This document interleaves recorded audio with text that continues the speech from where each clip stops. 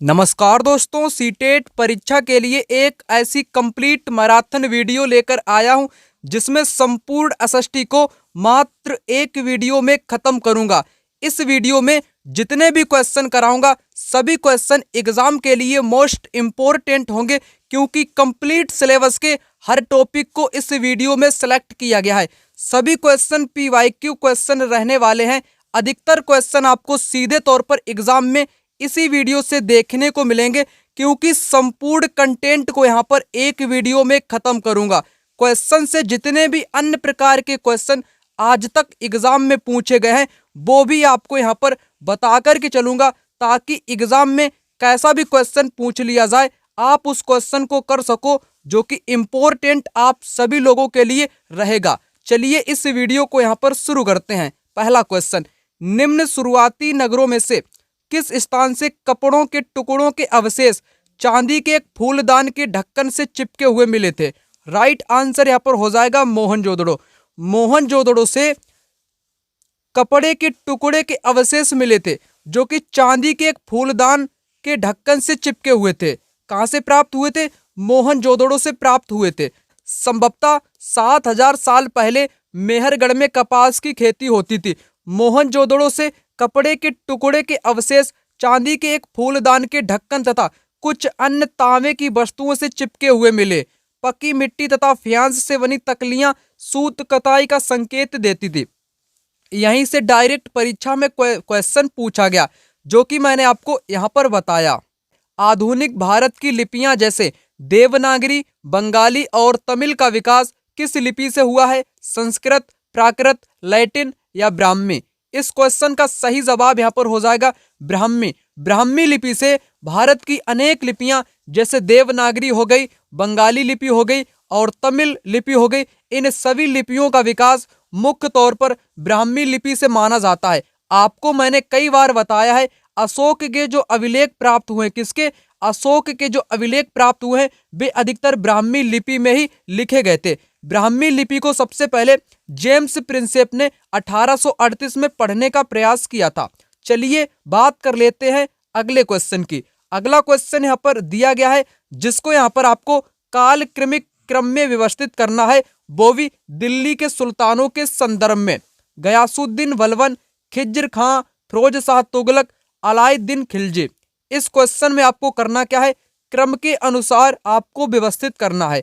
इस क्वेश्चन का जो राइट आंसर यहाँ पर होगा, थर्ड वाला यहाँ पर राइट आंसर हो जाएगा, क्योंकि दोस्तों गयासुद्दीन पहले नंबर पे आया था, उसके बाद अलाउद्दीन खिलजी आया था, फिर उसके बाद फिरोज शाह तुगलक आया था और सबसे लास्ट में ना खिज्र कहाँ, ये आपके यहाँ पर आया था। तो उसी हिसाब से इस क्वेश्चन का राइट आंसर यहाँ पर थर्ड वाला ऑप्शन हो जाएगा। चलिए दोस्तों बात कर लेते हैं अगले क्वेश्चन की।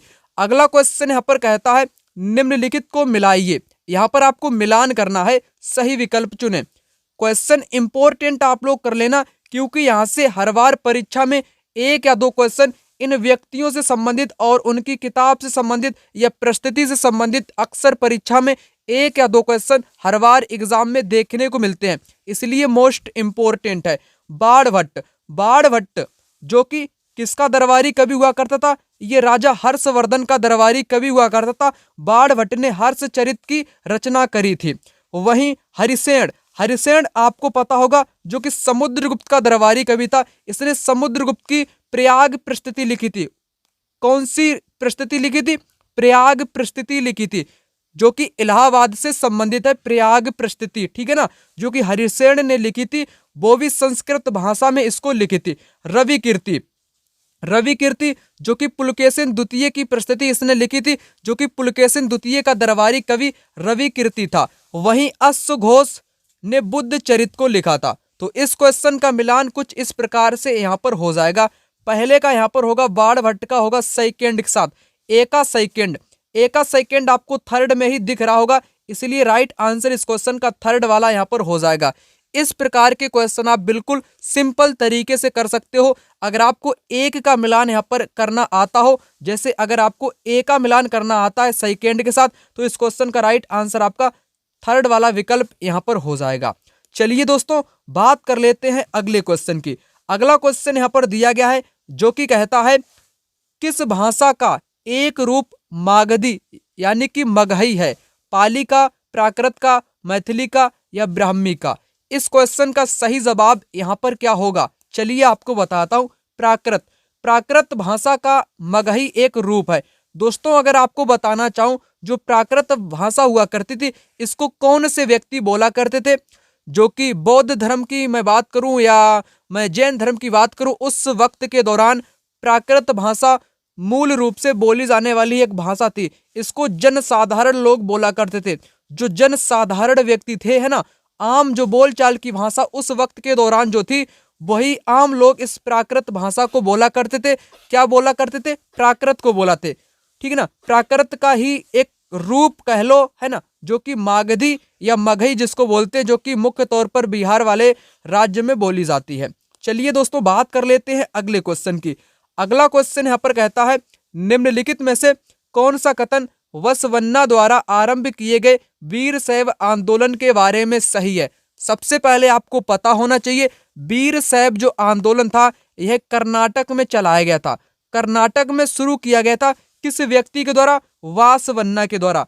वासवन्ना जो कि एक कलाचुरी राजा के दरबार में रहने वाला व्यक्ति था, है ना, वासवन्ना, ठीक है ना, उसके द्वारा वीर शैव आंदोलन चलाया गया था। आखिर आंदोलन का परिणाम क्या हुआ या किस कारण से यहाँ पर चलाया गया था, आपको बताना है।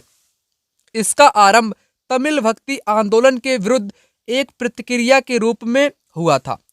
यह तमिल भक्ति आंदोलन से प्रेरित था। इसने शिव से प्रेम को मुक्ति के मार्ग के रूप में अपनाने का उपदेश दिया। इस क्वेश्चन का राइट आंसर आखिर क्या होगा?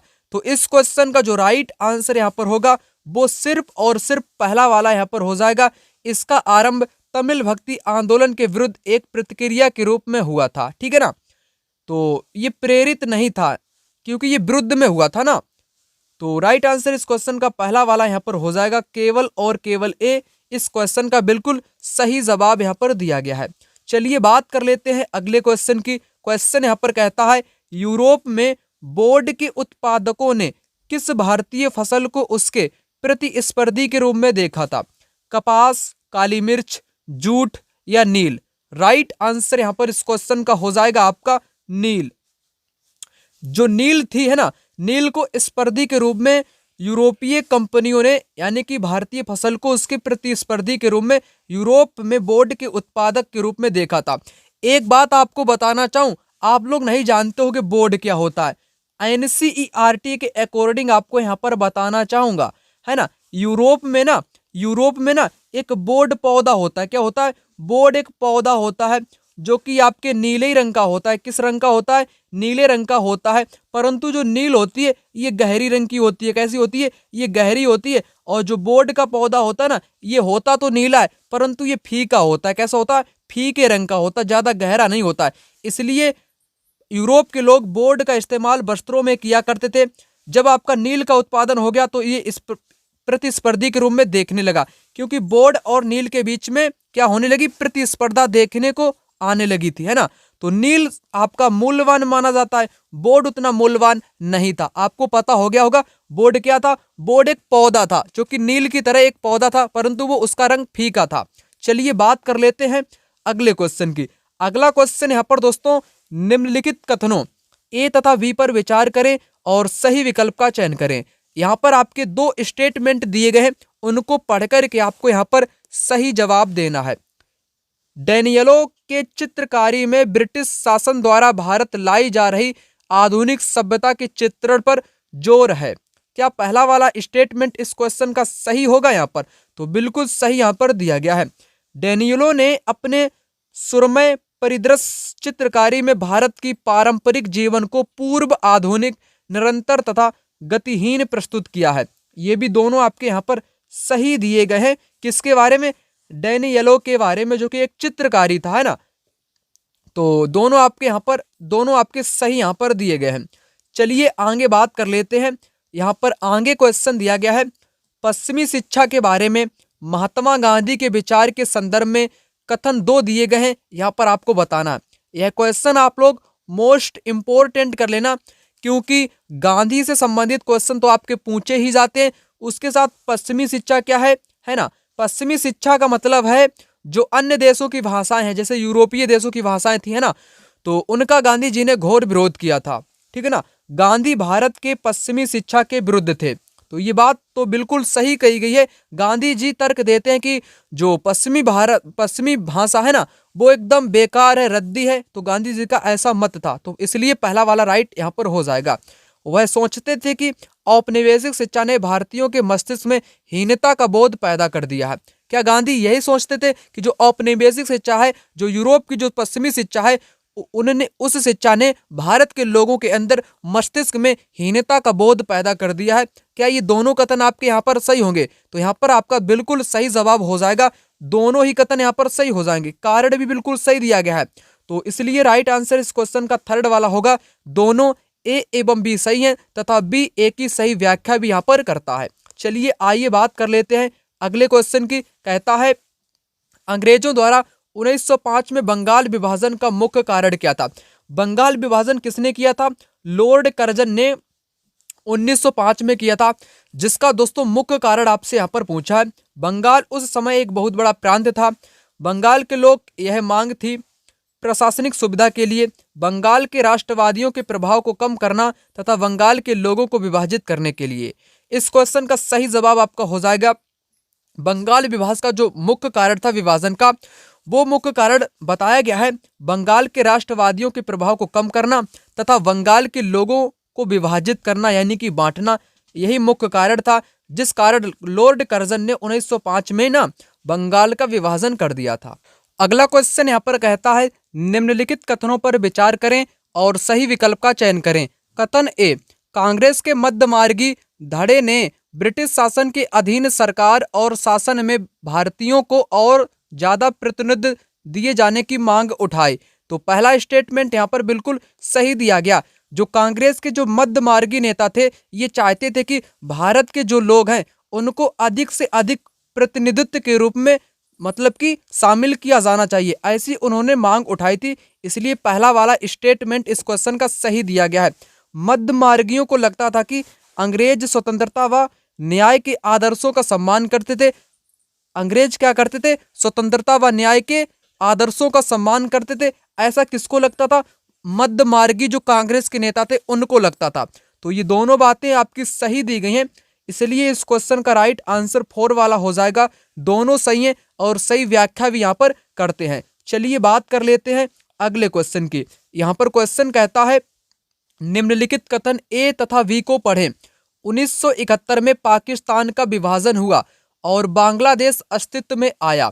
तो पहला वाला स्टेटमेंट यहाँ पर कैसा दिया गया? बिल्कुल सही दिया गया है दोस्तों। 1971 में क्या हुआ था? पाकिस्तान का विभाजन हुआ था और बांग्लादेश एक नया देश अस्तित्व में आया था।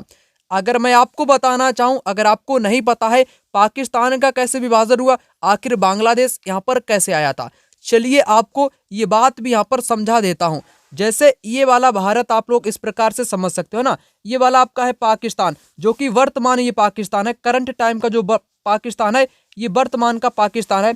और इससे पहले वाला जो ये आपका जो पूर्वी बंगाल वाला क्षेत्र था, है ना, पूर्वी बंगाल वाला क्षेत्र, तो इसको बोलते थे पूर्वी पाकिस्तान। क्या बोलते थे इसको? इसको बोलते थे दोस्तों पूर्वी पाकिस्तान। इस वाले को बोलते थे पूर्वी पाकिस्तान और इस वाले को यहाँ पर बोलते थे पश्चिमी पाकिस्तान। उस दौरान दो पाकिस्तान हुआ करते थे, पूर्वी पाकिस्तान और पश्चिमी पाकिस्तान, ठीक है ना। उसी दौरान पाकिस्तान का विभाजन कर दिया गया था और एक नया देश बांग्लादेश पूरब वाला आ गया था, और जो पश्चिम का था जिसको वर्तमान में पाकिस्तान बोलते हैं। अब आपको यहाँ पर पता हो चुका होगा, ठीक है ना। पहले जो पूर्वी बंगाल वाला क्षेत्र था जिसको वर्तमान में एक बांग्लादेश के नाम से जानते हैं, इसको पहले पूर्वी पाकिस्तान के नाम से जाना जाता था। शायद आपको यहाँ पर पता हो, ठीक है ना। तो इसलिए पहला वाला राइट आंसर यहाँ पर हो जाएगा। विभाजन का मुख्य कारण था कि पूरब के बंगला बोलने वाले लोगों को यह लगा कि उनके भाषा और पहचान को कुचला जा रहा है। तो बिल्कुल सही बात है दोस्तों। आखिर ये विभाजन क्यों हुआ था, यहाँ पर ये भी आप लोग समझ लो, आपकी जानकारी के लिए अच्छी यहाँ पर जानकारी हो जाएगी। क्योंकि दोस्तों जो भारत का ये पूर्वी पाकिस्तान इसको बोलते थे, जो कि वर्तमान में बांग्लादेश है, और ये था आपका पश्चिमी पाकिस्तान जिसको वर्तमान में हम लोग जानते ही हैं। क्योंकि यहाँ के जो लोग थे, यहाँ के लोग बंगला भाषा बोलते थे। क्या बोलते थे? बंगला भाषा बोलते थे। और यहाँ के लोग हिंदी भी बोलते थे, थोड़ी बहुत उर्दू भी बोल लेते थे, ठीक है ना। ये वाला पाकिस्तान चाहता था कि आप लोग बंगला को छोड़ो, मेरी तरह भाषा बोलो, तो वो लोग नहीं छोड़ना चाहते थे, इसलिए भाषा के आधार पर आप लोग कह सकते हो कि विभाजन हुआ था। इसलिए दोनों आपके यहाँ पर राइट आंसर आपके हो जाएंगे। चलिए बात कर लेते हैं अगले क्वेश्चन की।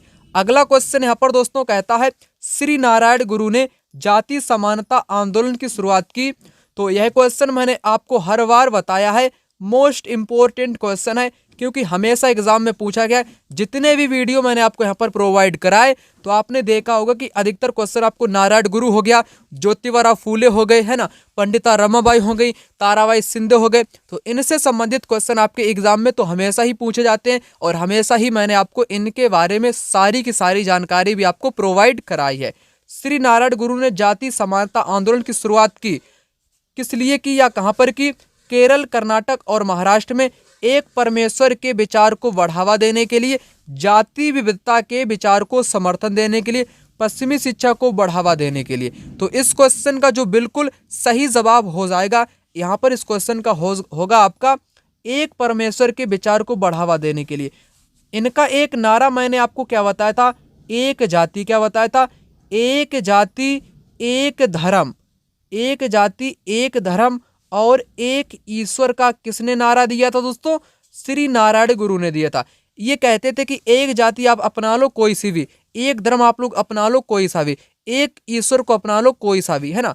तो ये किसका कहना है? यह नारायण गुरु का कहना। तो एक परमेश्वर के विचार को इन्होंने बढ़ावा दिया था, ठीक है ना, जो कि ये दक्षिण भारत से संबंधित थे। विविधता के विचार को समर्थन नहीं, ना ही पश्चिमी शिक्षा को, ना ही ये महाराष्ट्र से संबंधित है। तो राइट आंसर आपका यहाँ पर सेकेंड वाला इस क्वेश्चन का बिल्कुल सही जवाब यहाँ पर हो जाएगा। चलिए आइए आगे बात करते हैं। वीरेशलिंगम पुतलू एक सुधारक थे। ये भी क्वेश्चन आप लोग मोस्ट इंपोर्टेंट कर लेना, ठीक है ना, मोस्ट इंपोर्टेंट आप लोग इस क्वेश्चन को भी कर लेना। वीरेशलिंगम पुतलू जो कि आंध्र प्रदेश यानी कि मद्रास प्रेसिडेंसी के तेलुगु भाषी इलाकों से आते थे, जिन्होंने विधवा विवाह के लिए अभियान चलाया था, ठीक है ना। तो वीरेश जो लिंगम पुतलू थे वो एक समाज सुधारक थे, जिन्होंने विधवा विवाह के लिए क्या चलाया था? एक अभियान चलाया था। आपको पता होना चाहिए, क्या पता होना चाहिए? ईश्वर चंद विद्यासागर के बारे में। ईश्वर चंद विद्यासागर, ठीक है ना, इन्होंने भी विधवा विवाह के पक्ष में अपने तर्क दिए थे, वो भी धार्मिक ग्रंथों का हवाला देकर, ठीक है ना। इन्होंने भी महत्वपूर्ण भूमिका निभाई है। अगर मैं बात करूं राजा राम मोहन राय की, उन्होंने सती प्रथा, है ना, सती प्रथा को रोकने का प्रयास किसने किया है? राजा राम मोहन राय ने। तो ये आपके कुछ महत्वपूर्ण व्यक्ति थे जिनसे हर बार एग्जाम में पूछे गए क्वेश्चन बनते ही बनते हैं। चलिए बात कर लेते हैं यहाँ पर अगले क्वेश्चन की। निम्नलिखित कथनों पर विचार करें और सही विकल्प का चयन करें। जिस मैदान पर हम खड़े हैं उसमें धीरे धीरे गति हो रही है। पृथ्वी के अंदर होने वाली इस लगातार गति के लिए आंतरिक व बाह्य प्रक्रियाएं उत्तरदायी हैं, ठीक है ना। ये ज्योग्राफी का क्वेश्चन है। काहे का क्वेश्चन है? ज्योग्राफी का क्वेश्चन है। आपको यहाँ पर राइट जवाब देना है। चलिए आपको बताता हूं। तो दोनों आपके यहाँ पर सही है, व्याख्या भी सही कही गई है।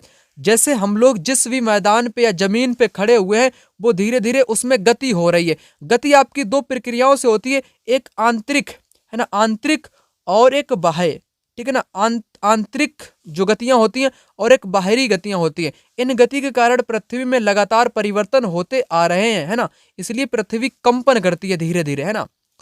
तो दोनों आपकी बातें यहाँ पर कैसी हो जाएंगी? बिल्कुल सही हो जाएंगी। इसलिए इस क्वेश्चन का राइट आंसर पहला वाला ऑप्शन यहाँ पर हो जाएगा। आगे यहाँ पर क्वेश्चन दिया गया है, देशों के कॉलम का अक्षांशों के कॉलम से मिलान कीजिएगा। यहाँ पर आपको मिलान करना है। तो आपको पता होगा ना भारत से कौन सी रेखा होकर के गुजरती है? कौन सी रेखा भारत से होकर के गुजरती है? कर्क रेखा भारत के 8 राज्यों से होकर के गुजरती है, आपको पता होगा। तो बी का फर्स्ट किस में दिया गया है? बी का फर्स्ट। तो बी का फर्स्ट आपको 4 में ही दिखा होगा। क्या इस क्वेश्चन का राइट आंसर 4 होगा? जी हाँ, 4 वाला यहाँ पर हो जाएगा। अगर आपको एक का मिलान करना आता होगा तो पूरा क्वेश्चन आपका यहाँ पर सोल्व हो जाएगा, ठीक है ना। और जो आपकी मकर रेखा है ये चिली से, और वहीं विषुवत रेखा ये आपके कांगो गणराज्य से होकर के गुजरती है। यहाँ पर आपको पता होगा केवल और केवल कर्क रेखा के बारे में, तभी भी आप इस क्वेश्चन को यहाँ पर सोल्व कर लोगे, कोई दिक्कत वाली बात यहाँ पर नहीं होगी। चलिए आगे बढ़ लेते हैं। आगे यहाँ पर क्वेश्चन दिया गया है, निम्नलिखित कथनों ए तथा बी को पढ़िए और उपयुक्त विकल्प का चयन कीजिए।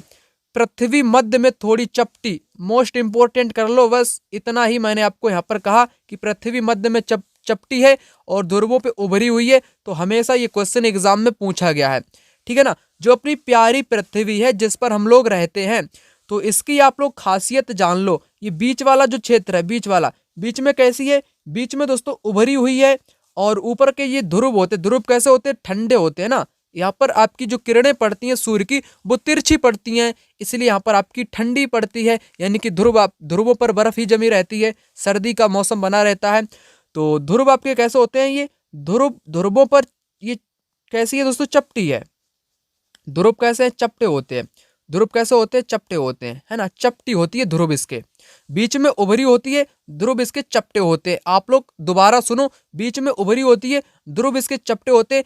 इसी कारण पृथ्वी को भूआब कहा जाता है। इसी कारण पृथ्वी को जियोइड यानी कि भूआब भी बोला जाता है, आपको पता होना चाहिए। अब आते हैं क्वेश्चन पर।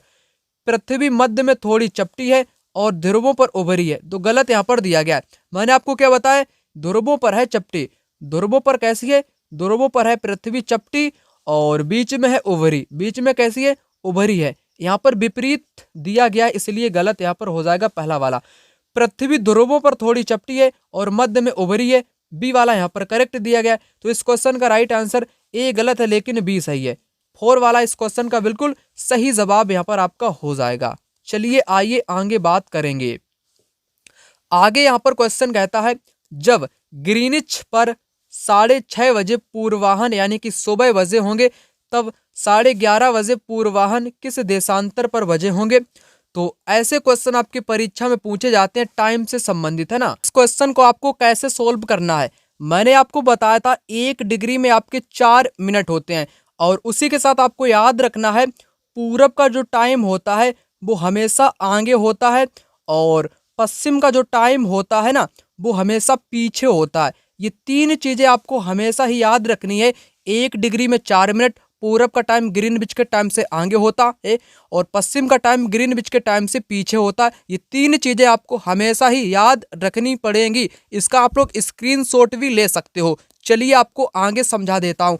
अब आपको यहाँ पर सुबह का 6:30 बजे दिया गया है और यहाँ पर 11:30 बजे का टाइम दिया गया है। आपसे यहाँ पर पूछा गया है 11:30 बजे पर किस देशांतर पर होंगे, है ना, किस देशांतर पर बजे होंगे। यानी कि अब आपको इन दोनों का अंतर कर लेना है। अंतर इन दोनों का आप लोग करोगे, है ना, 11:30 बजे का और 6:30 बजे का, तो अंतर आपका यहाँ पर आ जाएगा 5 घंटे का। कितना घंटे, 5 घंटा का अंतर यहाँ पर आ जाएगा, क्योंकि 6:30 बजे यहाँ पर है और 11:30 बजे यहाँ पर है। यानी कि ये आगे का टाइम यहाँ पर दिया गया। कैसा टाइम दिया गया, आगे का यहाँ पर टाइम आपसे पूछा है। मैंने आपको क्या बताया, पूरब का टाइम होता है आगे, तो आंसर आपका होना चाहिए पूरब में, है ना। पूरब में इस क्वेश्चन का आंसर यहाँ पर आएगा। पश्चिम वाला तो यहाँ पर बिल्कुल भी नहीं होगा, पूरब में इसका टाइम होगा। चलिए अब आपको आगे यहाँ पर बताता हूँ। इनका अंतर मैंने यहाँ पर कर लिया, 5 घंटे का आ जाएगा। मैंने अभी आपको क्या बताया, 1 डिग्री में आपके 4 मिनट होते हैं। कितने मिनट, 4 मिनट होते हैं। तो 5 घंटे में कितने मिनट होंगे, तो ठीक है ना, कितने मिनट होते हैं 5 घंटे में, तो आपको पता होना चाहिए। इसमें 60 का हम लोग गुणा कर देंगे तो 300 यहाँ पर आपके मिनट आ जाएंगे।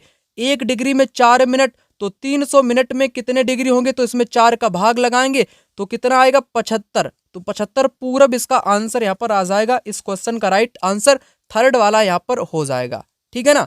तो इस क्वेश्चन को आप ऑप्शन के जरिए भी सोल्व कर सकते हो। इतना मैंने आपको बताया। यहाँ पर आगे का टाइम आपसे पूछा गया, क्योंकि यहाँ पर 6:30 बजे है, यहाँ पर 11:30 बजे है, तो आगे का टाइम पूछा गया। आगे का टाइम हमेशा पूरब का होता है। कितना घंटा आगे है, 5 घंटा आगे है, तो 5 घंटा आपको आना चाहिए यहाँ पर। जैसे 75 डिग्री, 1 डिग्री में मैंने आपको 4 मिनट यहाँ पर बताए, तो 75 डिग्री में कितना मिनट होगा, इसमें 4 का आपको गुणा करना पड़ेगा, तो यहाँ पर 300 आ जाएगा। तो 300 मिनट में कितने घंटे होते, तो वही 5 घंटे यहाँ पर आ जाएगा। ऑप्शन के जरिए भी आप सोल्व कर सकते हो, वैसे भी आप यहाँ पर सोल्व कर सकते हो, कोई दिक्कत वाली यहाँ पर बात नहीं है। चलिए आइए बात कर लेते हैं अगले क्वेश्चन की। अगला क्वेश्चन यहाँ पर कहता है, निम्न में से कौन सा अन्य से भिन्न है, यानी कि अन्यों से भिन्न है। सवाना ये आपके अफ्रीका में पड़ता है। अफ्रीका का घास का मैदान है जो कि कैसा है, ये आपका है उष्ण। यहाँ पर इसको काटूंगा, कैसा है ये है आपका उष्ण कटिबंधीय घास का मैदान। कंपोज भी आपका उष्ण कटिबंधीय है। लानोस जो कि वेनेजुला का है, ठीक है ना, ये भी आपका उष्ण है। जबकि प्रेरी ये आपका शीतोष्ण है। कैसा है, शीतोष्ण है, जो कि यूएसए का है, यानी कि अमेरिका का है, उत्तरी अमेरिका का है। यहाँ पर ये तीन पहले के सवाना हो गया, कंपोस्ट हो गया, लानोस हो गया, ये आपके उष्ण कटिबंध में आते हैं। जबकि प्रेरी जो कि तीनों से अलग है, यानी कि ये आपका शीतोष्ण कटिबंध में आता है, जो कि अमेरिका में पड़ता है। तो राइट आंसर इस क्वेश्चन का यहाँ पर आपका 4 वाला हो जाएगा, क्योंकि भिन्न दिया गया है, ये अमेरिका में पड़ता है, जो कि शीतोष्ण है। ये कैसा है दोस्तों, ये आपका शीतोष्ण है। कैसा है, यहाँ पर शीत में ये ठंडा होता है और गर्मी में आपका गर्म रहता है, बल्कि ये आपके उष्ण रहते हैं, यानी कि हमेशा ही आपके गर्म रहते हैं, ये भी गर्म, ये भी गर्म।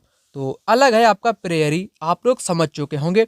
आइए आगे बात कर लेते हैं यहाँ पर मरुस्थलों के बारे में।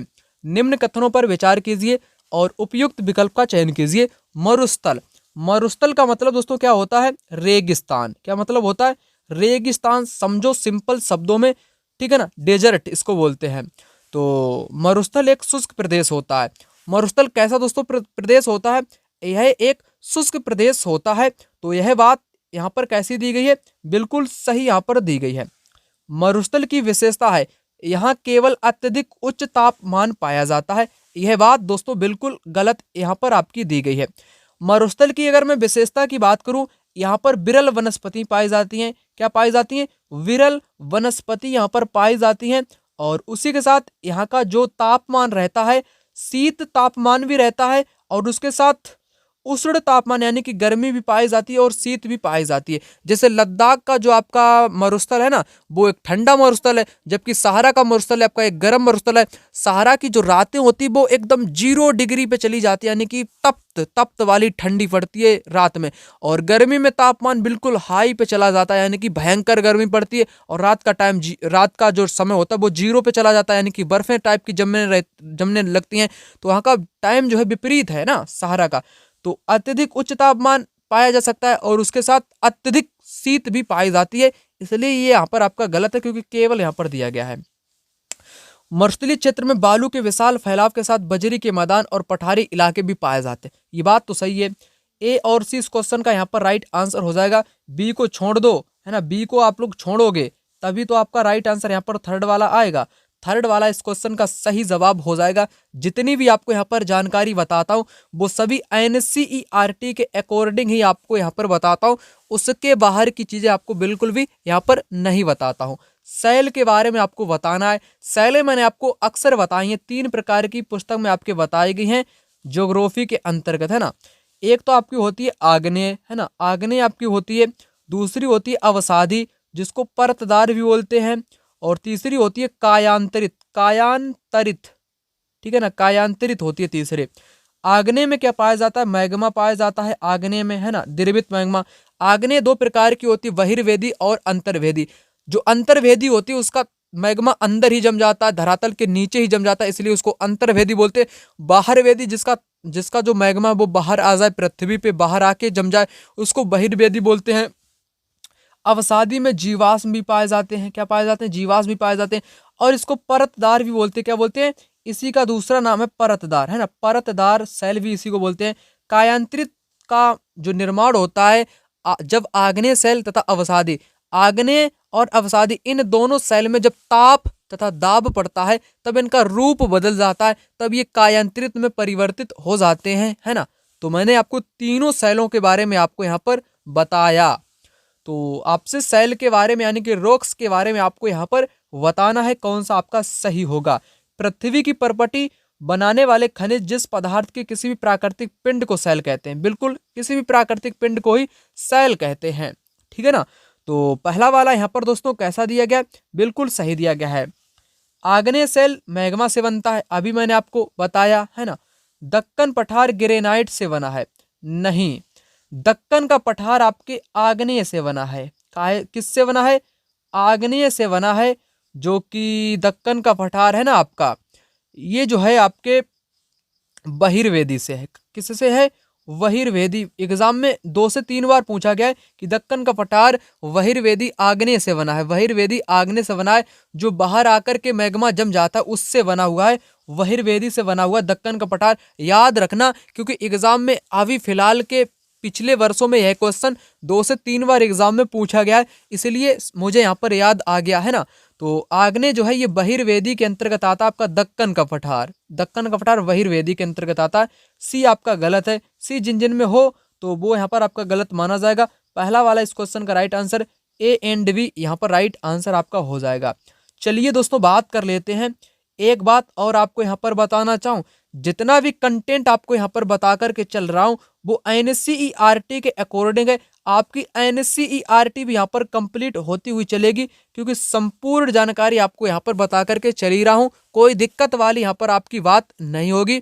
अभी तक आपने इस वीडियो को लाइक नहीं किया है तो फटाक से इस वीडियो को लाइक करो। कमेंट बॉक्स में कमेंट भी कर देना, है ना। आपको पता ही होगा कमेंट बॉक्स कम से कम 1000 तो आप लोग कर ही सकते हो ना।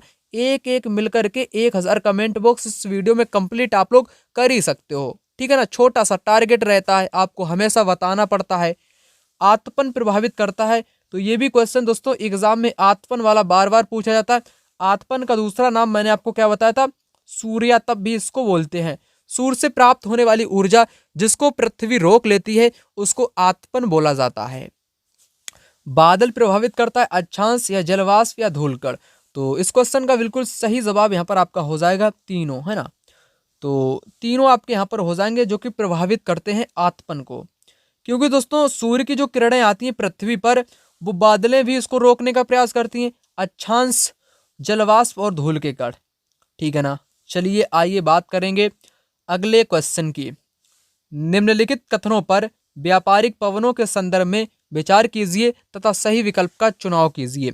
व्यापारिक पवने से आपसे यहाँ पर पूछा है, आपको यहाँ पर बताना है क्या होगा सही। तो व्यापारिक पवनें पूरब से पश्चिम की ओर चलती हैं। किस ओर चलती हैं? ये आपकी पूरब से पश्चिम की ओर चलती हैं व्यापारिक पवनें, ठीक है ना। तो राइट आंसर इस क्वेश्चन का यहाँ पर थर्ड वाला हो जाएगा। आइए आगे बात करेंगे। आगे यहाँ पर क्वेश्चन कहता है दिए गए कथन ए तथा कारण आर को पढ़िए और सही विकल्प का चयन कीजिए। गंगा ब्रह्मपुत्र बेसिन के पर्वतीय क्षेत्र में कम लोग रहते हैं।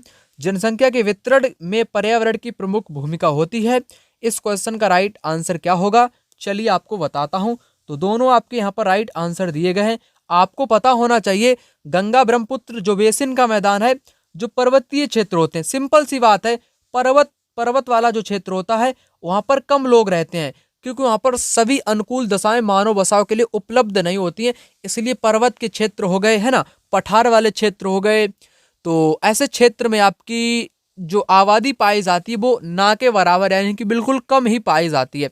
वहीं मैं बात कर लूँ मैदानी क्षेत्र की, तो मैदानी क्षेत्र में जनसंख्या घनत्व अधिक पाया जाता है। मैदानी क्षेत्र में क्यों पाया जाता है अधिक घनत्व, आपको बताना चाहूंगा। वहां पर उपजाऊ भूमि होती है। भूमि होने के कारण दोस्तों कृषि भी होती है और पानी भी आसानी से उपलब्ध होता है, जल भी आसानी से उपलब्ध हो जाता है मैदानी क्षेत्र में। और मैदानी क्षेत्र में आपके परिवहन भी होते, परिवहन के साधन भी होते हैं, जबकि पहाड़ों पर कोई विशेष साधन आपके उपलब्ध नहीं होते हैं। इसलिए मैदानी क्षेत्र में गंगा ब्रह्मपुत्र का जो मैदानी भाग है ना, वहाँ पर जनसंख्या घनत्व मतलब कि हद से ज़्यादा, यानी कि अति पाया जाता है। अति अधिक घनत्व मैदानी क्षेत्र में पाया जाता है। यहाँ पर पर्वतीय क्षेत्र में कम होता है, सही दिया गया है। जनसंख्या के वितरण में पर्यावरण की प्रमुख भूमिका होती है, क्योंकि पर्यावरण ही निर्भर करता है कि जनसंख्या कम कहाँ पर होगी, अधिक कहाँ पर होगी, है ना। ये भी बात यहाँ पर सही दी गई है। तो दोनों सही हैं, इसलिए पहला वाला इस क्वेश्चन का बिल्कुल राइट आंसर हो जाएगा। दोनों सही हैं तथा आर ए की सही व्याख्या भी यहाँ पर करता है। चलिए आइए आगे बात कर लेते हैं। आगे आपका यहाँ पर क्वेश्चन दिया गया है, consider the statement A B and C and choose the correct answer. तो आपको मैंने अभी ऊपर में एक क्वेश्चन कराया ना सेल वाला, है ना, वही यहाँ से आपसे पूछा गया है। पहला स्टेटमेंट खनिज आग्नेय सेलों, अवसादी सेलों और कायांतरित सेलों में पाए जाते हैं, बिल्कुल सही दिया गया है। मैंने आपको बताया था ना, आग्नेय सेल हो गया, अवसादी सेल हो गया और कायांतरित सेल, ये 3 प्रकार के प्रमुख सेल पाए जाते हैं खनिजों में ही।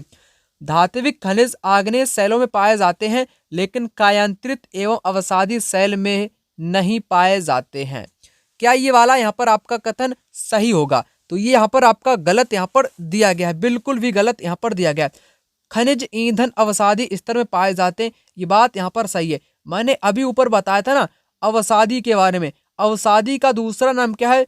परतदार, परतदार भी इसको बोलते हैं। और तीसरा नाम आप लोग समझ लेना जीवाश्मी परत या जीवाश्मी ईंधन, इसी में पाया जाता है। कैसा ईंधन? जीवाश्मी ईंधन किस में पाया जाता है?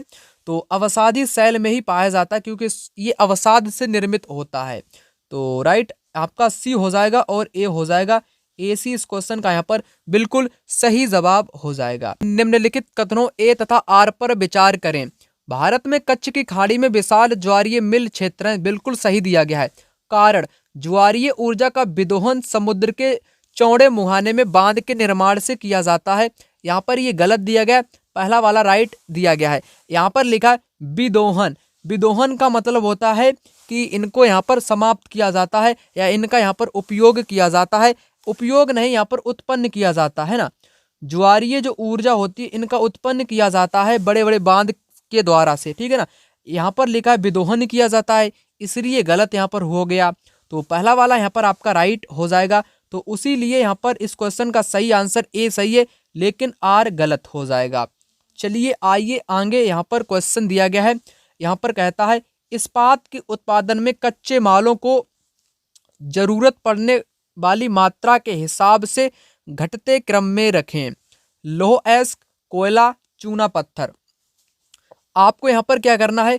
इस्पात के उत्पादन में कच्चे मालों को जरूरत पड़ने वाली मात्रा के हिसाब से घटते क्रम में रखना है आपको। तो कैसे आप लोग यहाँ पर रखोगे? तो सबसे पहले यहाँ पर आपका कोयला आएगा, है ना। कोयला आएगा नंबर 1 पे, और उसके बाद आपका लौह अयस्क दूसरे नंबर पे, और तीसरे नंबर पे चूना पत्थर। तो पहले पे बी आएगा ना। बी किस में पहले पे है? तो थर्ड वाले में है। तो थर्ड वाला इस क्वेश्चन का बिल्कुल सही जवाब यहाँ पर हो जाएगा। इस्पात के उत्पादन में कच्चे माल की जरूरत किसकी सबसे पहले पड़ेगी? तो सबसे पहले कोयला की पड़ेगी, उसके बाद लौह अयस्क की पड़ेगी, लास्ट में चूना पत्थर की यहाँ पर पड़ेगी। तो चलिए आइए बात करेंगे अगले क्वेश्चन की। अगला क्वेश्चन यहाँ पर कहता है निम्नलिखित में से क्या रूढ़िबद्ध धारणाएं बनाने का विपरीत है? तो रूढ़िबद्ध धारणा से भी हर बार एग्जाम में क्वेश्चन पूछा जाता है, इसलिए मोस्ट इम्पोर्टेंट है। तो यहाँ पर आपको बताना है रूढ़िबद्ध धारणाएं बनाने का विपरीत है समाज में व्यक्तिगता की पहचान करना, लोगों को एक खांचे में जड़ना, लोगों को एक खांचे में जड़ना जो कि क्या कहलाता है? रूढ़िबद्ध धारणा यहाँ पर कहलाती है। एक किस्म के लोगों के लिए पूर्वाग्रह रखना, समाज में एक रूपता की सराहना करना। राइट आंसर इस क्वेश्चन का यहाँ पर आपका हो जाएगा पहला वाला, है ना, जो कि विपरीत हो जाएगी रूढ़िबद्ध धारणा की, समाज में व्यक्तिता की पहचान करना। पहला वाला यहाँ पर राइट आंसर हो जाएगा।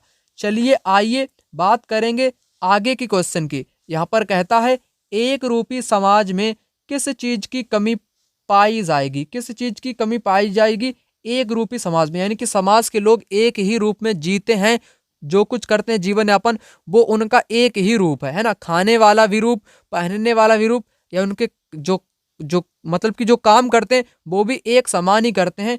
तो एक रूपी समाज में किस चीज की कमी पाई जाएगी? समानता की, समरूपता की, एक रूपता की, या विविधता की? तो इस क्वेश्चन का जो बिल्कुल सही जवाब दोस्तों यहाँ पर आ जाएगा विविधता की कमी पाई जाएगी। क्योंकि विविधता का मतलब होता है लोग अलग अलग हो सकते हैं, भिन्न भिन्न हो सकते हैं। जैसे लोगों के धर्म अलग अलग हो सकते हैं, भाषाएं अलग अलग हो सकती हैं, है ना।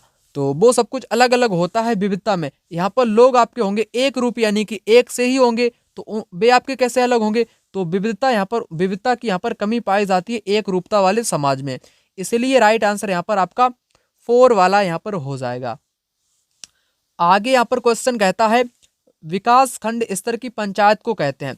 विकास खंड के स्तर की पंचायत को किस नाम से जाना जाता है? उसका नाम है जनपद पंचायत। क्या बोलते हैं? जनपद पंचायत के नाम से उसको बोला जाता है। चलिए आइए बात करेंगे इस क्वेश्चन की। यहाँ पर कहता है अमेरिका में महिलाओं को मतदान का अधिकार 1920 में प्राप्त हुआ। दिए गए कथन के आधार पर कौन सा वाक्य नहीं माना जाएगा? यानी कि नोट वी करेक्ट स्टेटमेंट, गलत वाला आपको यहाँ पर बताना है। क्या होगा इस क्वेश्चन का सही जवाब वो भी अमेरिकी महिलाओं को मतदान अधिकार 1920 में प्राप्त हुआ, उसके बारे में नहीं वाला आपको यहाँ पर बताना है। तो चलिए आपको यहाँ पर बताता हूँ। 1920 से पहले तक महिलाओं को पुरुषों के समान माना जाता था। 1920 से पहले तक पुरुषों और महिलाओं को राजनीतिक अधिकारों में समानता नहीं दी गई थी। ये बात सही यहाँ पर कही गई है, 1920 से पहले की, है ना। 1920 से पहले अमेरिका में सार्वभौमिक मताधिकार नहीं था, ये भी बात सही है। अमेरिका में महिला मताधिकार एक 20वीं शताब्दी की एक घटना है, 1920 की घटना है, ये भी बात सही है। लेकिन पहली वाली बात यहाँ पर जो दी गई है वो गलत है, यानी कि नोट भी करेक्ट है। तो पहला वाला इस क्वेश्चन का बिल्कुल यहाँ पर सही जवाब हो जाएगा। 1920 से पहले तक महिलाओं को पुरुषों के समान रखा जाता था, जो कि बिल्कुल गलत यहाँ पर दिया गया है। आपको नहीं वाला ही यहाँ पर बताना था, तो इसलिए इस क्वेश्चन का राइट आंसर यहाँ पर फर्स्ट ऑप्शन हो जाएगा। आइए बात करेंगे यहाँ पर अगले क्वेश्चन की। अगला क्वेश्चन यहाँ पर कहता है, पक्की दुकानों की तुलना में साप्ताहिक बाजारों में बहुत सी चीजें सस्ते दामों पर क्यों मिलती हैं? जो साप्ताहिक बाजार होते हैं ना, वहां पर चीजें जो आपकी मिलती हैं वो सस्ती मिलती हैं। आखिर उन चीजों का सस्ता होना क्या कारण हो सकता है, वही कारण आपको यहाँ पर बताना है।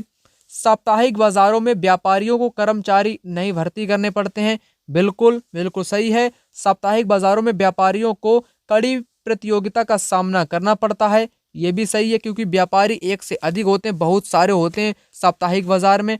साप्ताहिक बाजारों में बेची जाने वाली वस्तुओं की गुणवत्ता बहुत खराब होती है। क्या साप्ताहिक बाजार की वस्तुओं की गुणवत्ता खराब होती है? ऐसा तो बोल नहीं सकते हैं। सी को छोड़ो आप लोग, ए बी यहाँ पर इस क्वेश्चन का राइट आंसर हो जाएगा। ए बी इस क्वेश्चन का यहाँ पर राइट आंसर हो जाएगा। आगे यहाँ पर क्वेश्चन कहता है, 1990 के दशक में मध्य प्रदेश में तवा मत्स्य, हर बार एग्जाम में क्वेश्चन पूछा गया है। तवा मत्स्य जो कि नर्मदा नदी के किनारे, ठीक है ना, लोग एकत्रित हुए थे मछली उत्पादन से संबंधित, यानी कि जीविका का अधिकार कह लो इसको, है ना। तवा मत्स्य संघ द्वारा संचालित संघर्ष निम्नलिखित में से किस अधिकार को सुनिश्चित करने के लिए चलाया गया था? तो जीवन के अधिकार से जो जुड़ा हुआ अधिकार था। तो राइट आंसर यहाँ पर आपका कौन सा मैंने आपको बताया? तो मैंने आपको यहाँ पर इस क्वेश्चन का राइट आंसर पहला वाला ऑप्शन आपको बताया, जो कि बिल्कुल सही जवाब हो जाएगा। यहाँ पर अगला क्वेश्चन कहता है, राज्यसभा के अधिकांश सदस्यों का चुनाव किया जाता है। राज्यसभा के जो सदस्य होते हैं इनका चुनाव अधिकांशतः कैसे होता है, आपको यहाँ पर बताना है। तो विभिन्न राज्यों की विधानसभाओं के निर्वाचित सदस्यों के द्वारा, विभिन्न राज्यों की विधानसभाओं के निर्वाचित सदस्यों के द्वारा राज्यसभा के अधिकांश सदस्यों को चुना जाता है। चलिए आइए बात करेंगे यहाँ पर अगले क्वेश्चन की। यहाँ पर कहता है, प्रतिवर्ष अंतर्राष्ट्रीय महिला दिवस मनाए जाने की तिथि क्या है? तो महिला दिवस आप सभी को पता होगा 8 मार्च को मनाया जाता है। कब? 8 मार्च को मनाया जाता है महिला दिवस। आगे यहाँ पर क्वेश्चन कहता है, निम्न कथनों ए तथा आर पर विचार कीजिए। भारत के संविधान के अनुच्छेद 21 के तहत पानी के अधिकार को जीवन के अधिकार का हिस्सा माना गया है। प्रत्येक व्यक्ति की पानी तक सार्वजनिक पहुंच होनी चाहिए। इस क्वेश्चन में आपके कौन से राइट आंसर होंगे या कौन सा यहाँ पर स्टेटमेंट आपका गलत होगा, चलिए आपको यहाँ पर बताता हूँ। दोनों यहाँ पर सही दिए गए हैं। अनुच्छेद 21 के अनुसार लोगों को हवा का अधिकार भी है, पानी का अधिकार भी है ना, ठीक है ना। जीवन के अधिकार के अंतर्गत इसको मतलब कि हिस्सा माना गया है। और प्रत्येक व्यक्ति को पानी की सार्वजनिक पहुंच तक, मतलब कि प्रत्येक व्यक्ति की पानी तक सार्वजनिक पहुंच होनी चाहिए।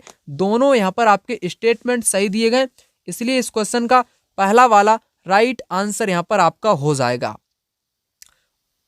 आगे यहाँ पर क्वेश्चन कहता है, निम्नलिखित में से कौन सा संवैधानिक प्रावधान राधा को मध्य प्रदेश से दिल्ली आकर काम करने के समर्थ बनाता है? मौलिक अधिकार, मौलिक दायित्व, संसदीय व्यवस्था या नीति निर्देशन तत्व? राइट आंसर इस क्वेश्चन का हो जाएगा मौलिक अधिकार। मौलिक अधिकार, फंडामेंटल राइट, जो कि हर व्यक्ति जो कि अपने राज्य को छोड़कर दूसरे राज्य में भी काम कर सकता है, जो कि मौलिक अधिकार में ऐसे प्रावधान आपके किए गए हैं। आगे यहाँ पर क्वेश्चन दिया गया है जो कहता है, उच्चतम न्यायालय द्वारा दिए गए डी.के. वासु दिशा निर्देश निम्नलिखित में से किसके बारे में? यह क्वेश्चन एग्जाम में अब तक 2 बार पूछा गया। एक तो ये क्वेश्चन और आपके पूछा गया है, मतलब कि 3 बार मेरे हिसाब से ये क्वेश्चन अब तक परीक्षा में पूछा गया है, ठीक है ना। तो राइट आंसर आपका यहाँ पर हो जाएगा गिरफ्तारी और पूछताछ के दौरान पुलिस द्वारा मानी जाने वाली प्रक्रियाओं से जुड़ा हुआ है डी.के. वासु दिशा निर्देश। आगे यहाँ पर क्वेश्चन कहता है gendering coast through a feminist lens की लेखिका कौन है? रमाबाई, उमा चक्रवर्ती, सोयराबाई, अरुंधति रॉय। तो यहाँ पर आपको सही जवाब बताना है, उमा चक्रवर्ती इस पुस्तक की लेखिका है, ठीक है ना। Gendering caste through a feminist lens, right answer आपका 2 ऑप्शन यहाँ पर हो जाएगा। आगे यहाँ पर क्वेश्चन आ चुका है जो कि कहता है सामाजिक हाशियाकरण की प्रक्रिया के बारे में कौन सा कथन यहाँ पर सही है?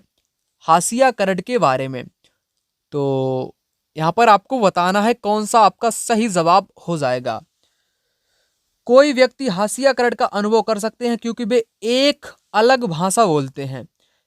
तो ये भी आपका हो सकता है, अगर कोई व्यक्ति अलग भाषा बोलता है तो वो हाशियाकरण का अनुभव कर सकता है। हाशियाई समूह शक्तिहीनता और पराजय का एहसास अनुभव करता है, ये भी बात सही दी गई है। हाशियाकरण प्रायः राजनीतिक, सामाजिक, आर्थिक दायरे में किसी एक में ही महसूस किया जा सकता है। नहीं दोस्तों, एक में ही नहीं बल्कि सामाजिक, आर्थिक, राजनीतिक हर प्रकार से महसूस किया जा सकता है। यहाँ पर लिखा है एक ही, इसलिए यह आपका यहाँ पर थर्ड वाला गलत है। ए बी इस क्वेश्चन का यहाँ पर सही जवाब आपका हो जाएगा, ए एंड बी।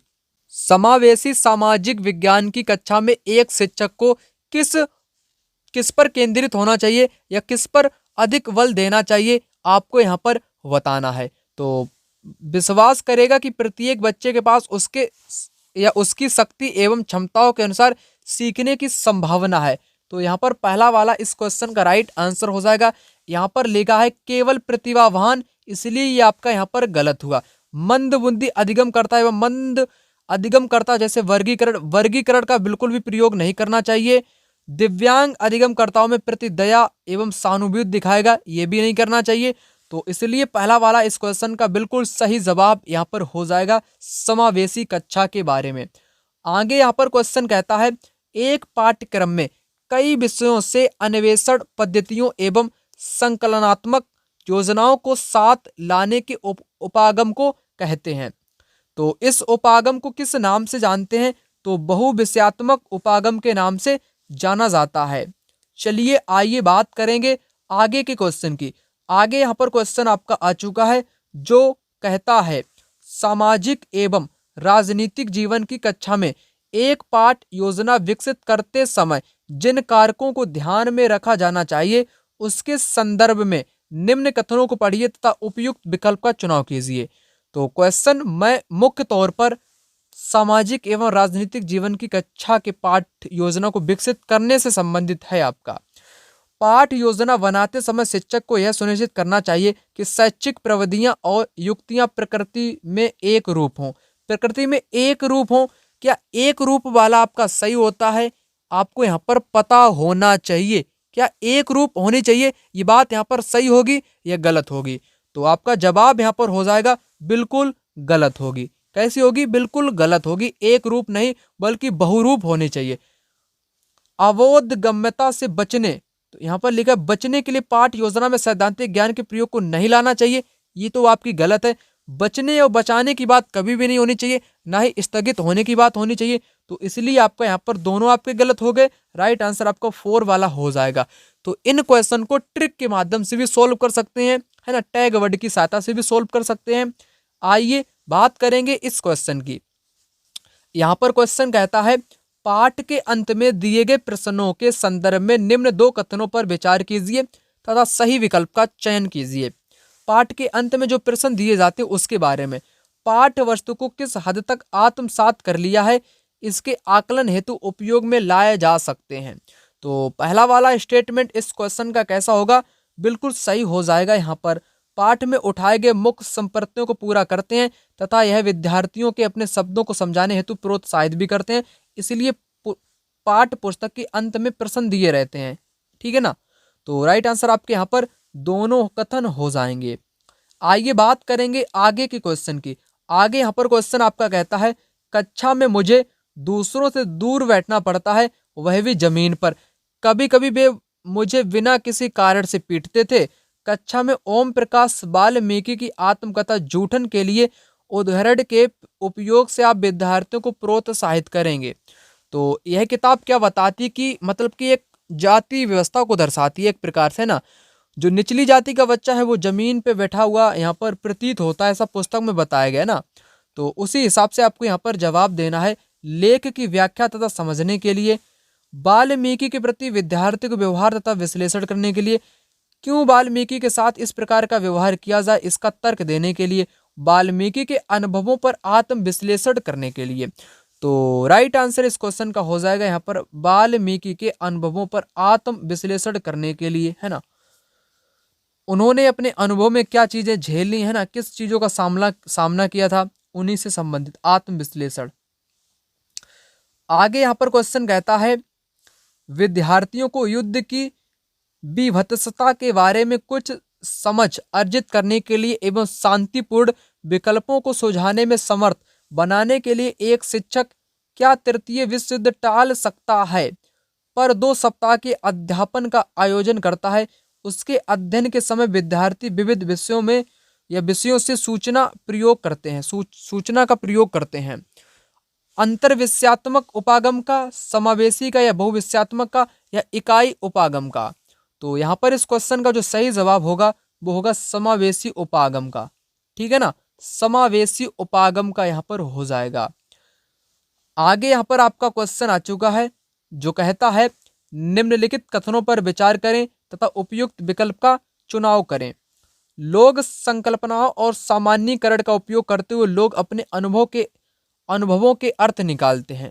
तो पहला वाला स्टेटमेंट यहाँ पर कैसा दिया गया है, बिल्कुल सही दिया गया है। सामाजिक विज्ञान की कक्षा में संकल्पनाओं के विकास एवं सामाजिक राजनीतिक वास्तविकताओं के विश्लेषण की क्षमता पर बल होना चाहिए, बजाय मात्र सूचना, है ना। मात्र सूचना स्मरण करने से बजाय यहाँ पर लिखा है ना। तो ये भी आपका यहाँ पर सही हो जाएंगे, दोनों आपके सही हो जाएंगे। तो राइट आंसर इस क्वेश्चन का आपका क्या होगा, तो पहला वाला यहाँ पर राइट आंसर आपका हो जाएगा। आगे यहाँ पर क्वेश्चन कहता है सामाजिक विज्ञान की एक शिक्षिका मौसम विषय पर अपने विद्यार्थियों को प्रमाण आधारित जांच में संलग्न करना चाहती है। निम्न में से कौन सा कार्य उसकी पाठ योजना में शामिल होगा। तो कौन सा कार्य उसकी पाठ योजना में शामिल होगा आपको बताना है। विद्यार्थियों को स्थानीय समाचार पत्र से 10 दिन की मौसम रिपोर्ट लिखने का सुझाव देना, सही हो जाएगा। कक्षा में जलवायु परिवर्तन पर वृत्त चित्र देखने के दौरान विद्यार्थियों को मुख्य बिंदु को देखने को कहना, ये नहीं। बच्चों को मौसम पर गाने से क्या होगा, कुछ नहीं होगा। तो राइट आंसर इस क्वेश्चन का यहाँ पर आपका हो जाएगा पहला वाला, ओनली ए इस क्वेश्चन का राइट आंसर हो जाएगा, क्योंकि यहाँ पर सी आपका गलत है, ठीक है ना। सी गलत है, सी जिन जिन में होगा वो आपका कटेगा। बी भी यहाँ पर गलत है, बी वाला भी कटेगा, तो बचेगा ना आपका पहला वाला। तो पहला वाला यहाँ पर राइट आंसर आपका हो जाएगा। आगे यहाँ पर क्वेश्चन कहता है निम्नलिखित कथनों को पढ़ के आपको उत्तर देना है। कथन ए, ऐतिहासिक सिनेमा बनाने पर अध्ययन में एक ऐतिहासिक वृत्त चित्र द्वितीयक स्रोत होगा। तो यह द्वितीयक स्रोत होगा ना आपका। तो पहला स्टेटमेंट यहाँ पर बिल्कुल कैसा दिया गया है, क्या ये सही दिया गया, नहीं गलत दिया गया। ये आपका होगा तृतीयक, कैसा होगा, तृतीयक होगा। अगर कोई क्या बनती है दोस्तों, जैसे सिनेमा पर इतिहास की पहले घटना घट चुकी होगी ना, फिर उसने उसकी जानकारी का संग्रह किया होगा, संग्रह करने के बाद उसको सिनेमा में दिखाया होगा, तो ये तीसरी बन जाती है ना। ये भी आपका द्वितीयक नहीं होगा। विश्वकोश से सूचना की प्राथमिक, विश्वकोश से सूचना संग्रह करना, ये आपका आता है सेकेंडरी में। किसमें आता, सेकेंडरी में आता, ना कि प्राथमिक में। ये भी गलत। तो आपके यहाँ पर दोनों गलत हो जाएंगे। कौन सा गलत हो जाएगा, दोनों गलत, यानी कि टिक मैंने गलत यहाँ पर कर दिया। इस क्वेश्चन का बिल्कुल सही जवाब यहाँ पर पहला वाला हो जाएगा, दोनों गलत आपके यहाँ पर हो जाएंगे। आगे यहाँ पर क्वेश्चन कहता है सामाजिक विज्ञान के प्रति कौन सी धारणाएं जिन्हें प्रभावी कक्षा विनियोजन के साथ दूर किया जा सकता है। यह अपव्यावहारिक है, यह बस यंत्रवत कंठस्थ कराने के बारे में है। ये भी एक धारणा है सामाजिक विज्ञान के प्रति, ठीक है ना। ये आपकी धारणा है कंठस्थ के बारे में। यहाँ पर लिखा है विनियोजन के साथ दूर किया जा सकता है, कौन सी, वो यहाँ पर आप विधि अपनाओगे। इसमें समस्या समाधान से कौशल की जरूरत नहीं होती है। तो इस क्वेश्चन का राइट आंसर आखिर आपका क्या होगा, तो फोर्थ वाला यहाँ पर हो जाएगा ए बी सी तीनों, है ना, तीनों यहाँ पर आपके हो जाएंगे।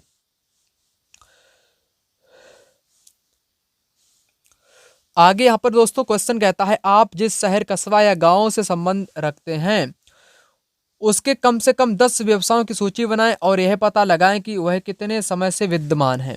यह प्रश्न विद्यार्थियों की समझ को आंकने का प्रयास करता है, निरंतरता को, जटिलता को या विषमता को।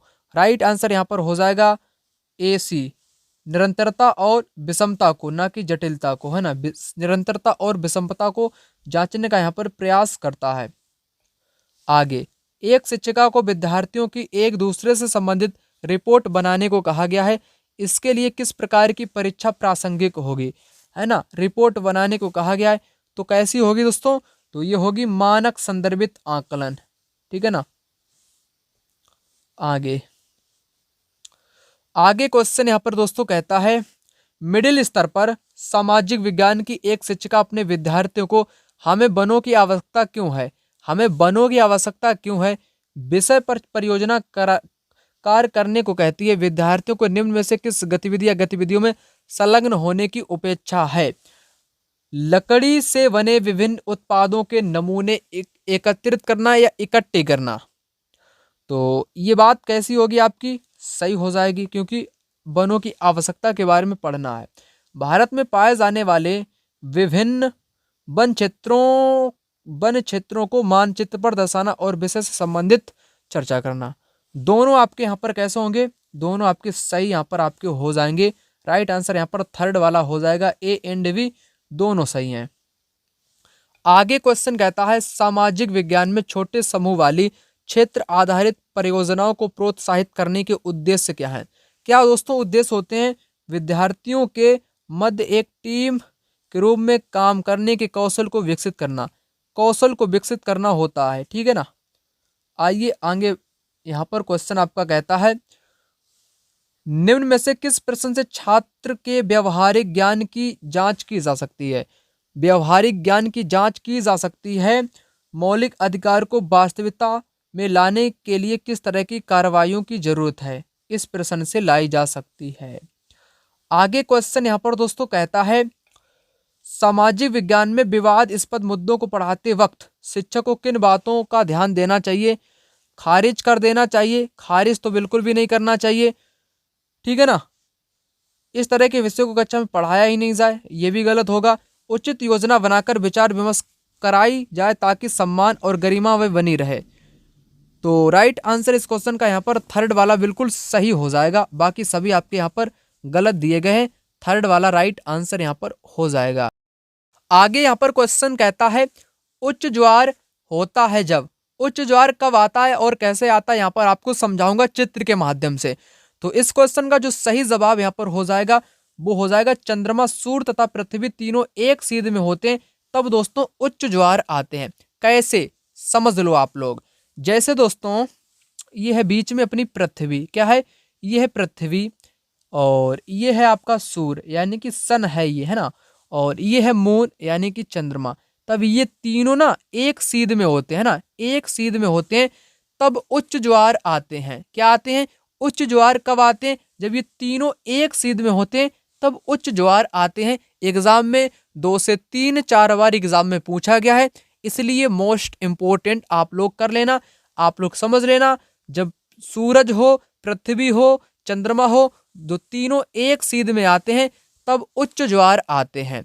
निम्न ज्वार कब आते हैं दोस्तों, जब पृथ्वी हो गया, सूर्य हो गया और आपका चंद्रमा हो गया, ये आपके समकोण इस प्रकार की स्थिति में होते हैं ना, तो ये विपरीत बल लगाते हैं। कैसा, ये पृथ्वी है, पृथ्वी को यहाँ पर ये चंद्रमा खींचेगा और इधर ये आपका सूर्य खींचेगा, है ना, तो ये विपरीत बल लगाते हैं तब ये निम्न ज्वार आते हैं। पृथ्वी और क्या आते हैं, निम्न ज्वार आते हैं, तभी विपरीत बल लगाते हैं, है ना।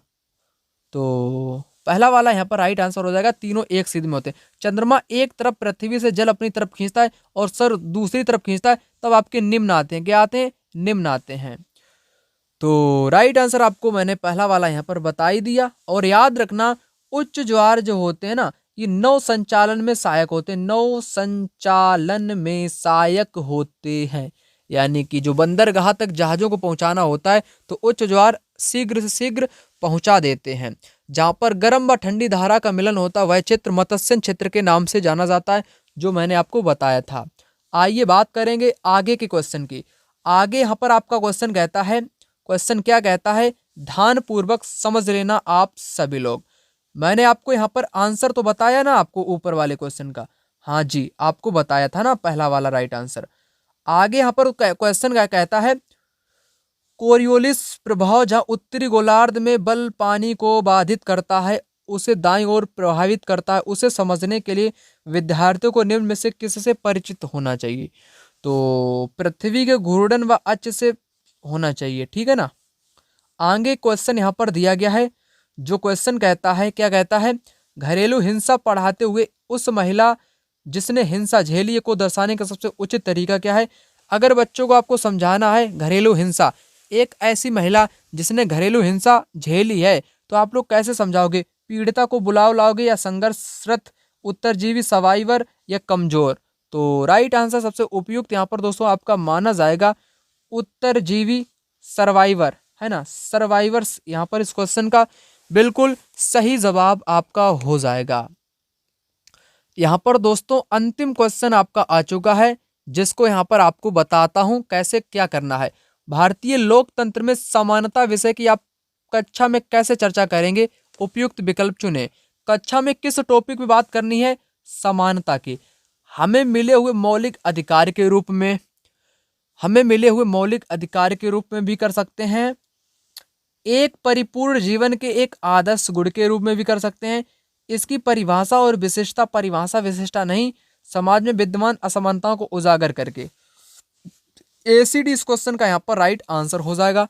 तो वीडियो आपकी यहीं तक थी। इस वीडियो के अधिक से अधिक अपने मित्रों के साथ शेयर करें, वीडियो को लाइक करें, चैनल को सब्सक्राइब करें। मिलते हैं दूसरी वीडियो में, तब तक के लिए जय हिंद, वंदे मातरम।